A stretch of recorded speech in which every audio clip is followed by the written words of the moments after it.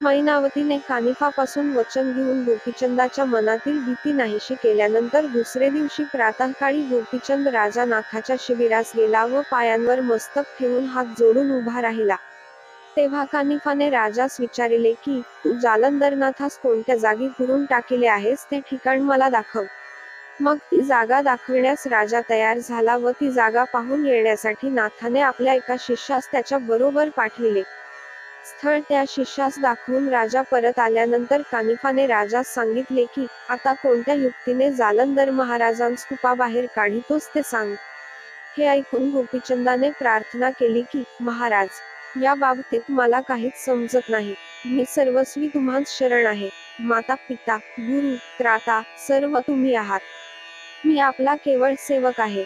हा संबंध लक्षात आणून जसे विचारास येईल तसे करावे, असे राजाने अतिलिनतेने सांगितल्यानंतर कानिफाने त्यास सुचविले की, राजा, तुझ्या प्राणाचे रक्षण होण्यासाठी मी तुला एक युक्ती सांगतो.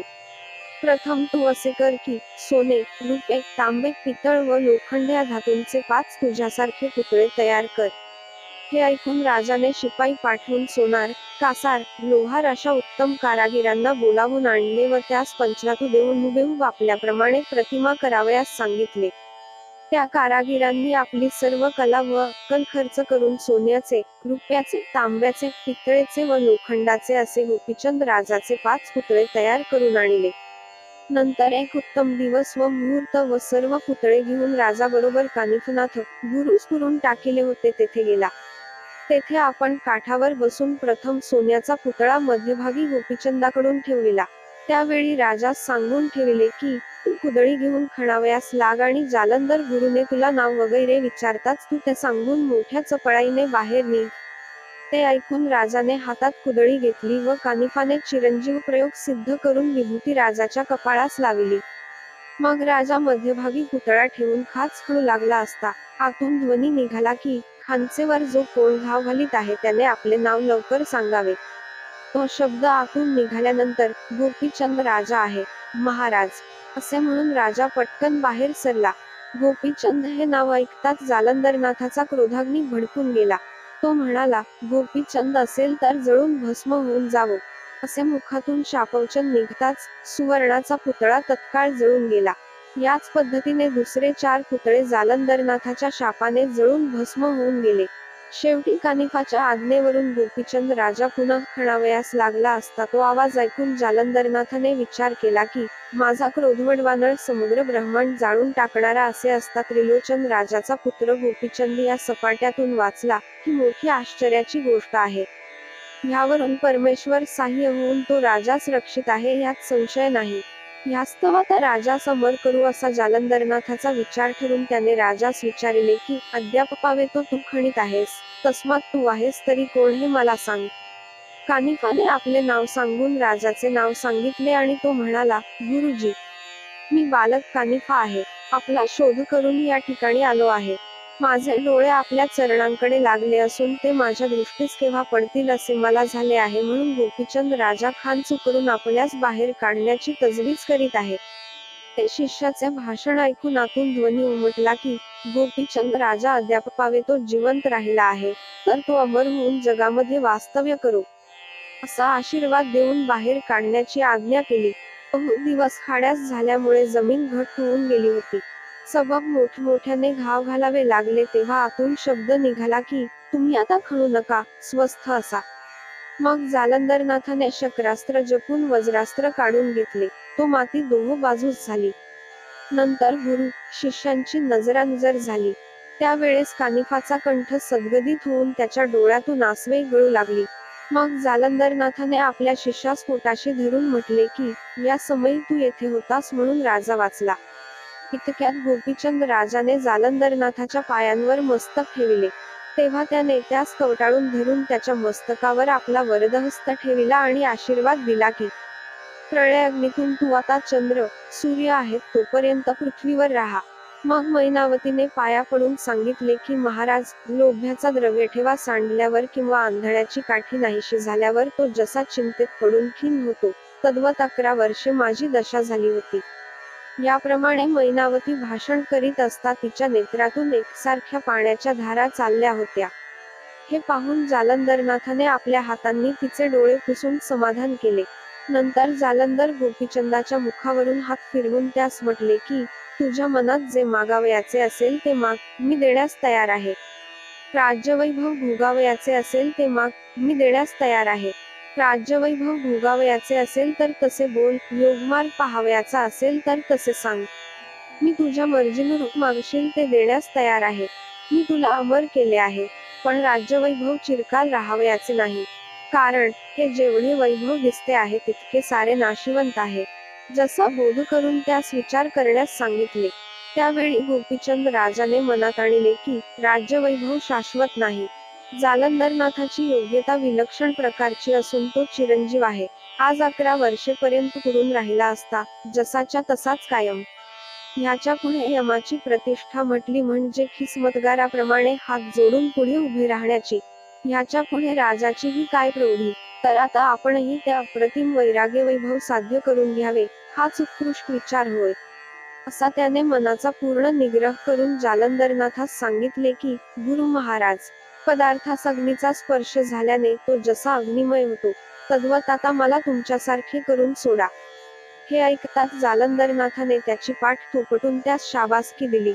मग आपला वरदहस्त त्याच्या मस्तकावर ठेवून कृपादृष्टीने त्याचा सर्व देह अवलोकन केला व कानात मंत्रोपदेश करून त्यास सनाथ केले. त्यावेळी राजास संसारातील सर्व पदार्थ अशाश्वत व नाशिवंत दिसू लागले. मग राजाने वडाचा चीक काढून जटांस लाविला.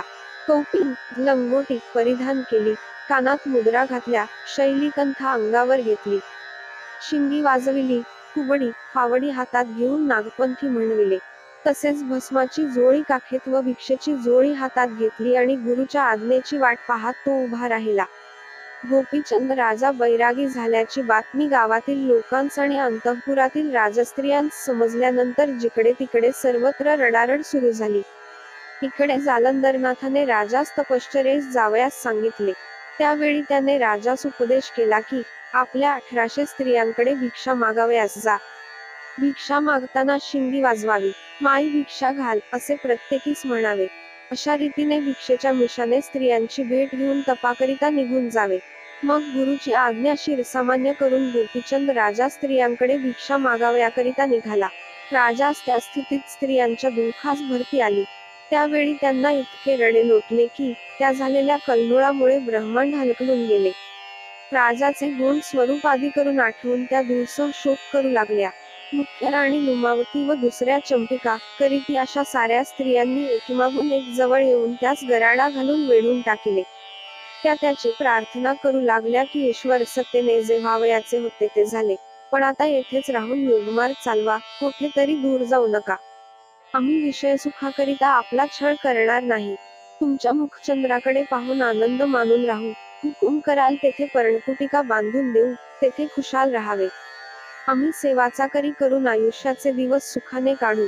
स्त्रियांनी त्यास तेथे राहण्याबद्दल फारच आग्रह केला, पण राजाने त्यांच्या भाषणाकडे बिलकुल लक्ष दिले नाही. उलट त्यांचा धिक्कार करून त्यांना दूर जायला सांगितले. परंतु मोहपाशाने गोवून टाकिल्यामुळे स्त्रियांना दूर जाववेना. त्या म्हणाल्या, पतिराज, अरण्यात आपणास एकटे राहावे लागेल. तेथे तुमच्याशी गोड गोड गोष्टी कोण करील. तेव्हा शिंगी, कुबडी या मजशी गोष्टी सांगतील, असे राजाने उत्तर दिले. त्यावर पुन्हा असेच काही प्रश्न केल्यावर राजाने त्यांस सांगितले, जमिनीचे आसन व आकाशचे पांघरुण मला पुरेल. कुबडी व फावडी या माझ्या दोन्ही बाजूला निजतील. धुनी पेटवून थंडीचे निवारण करीन. व्याघ्रांबरोबर वज्रासन घालून बसल्यानंतर शेकडो पुरुष, बायका व मुले तेथे हांजी हांजी करावयास तयार असतील.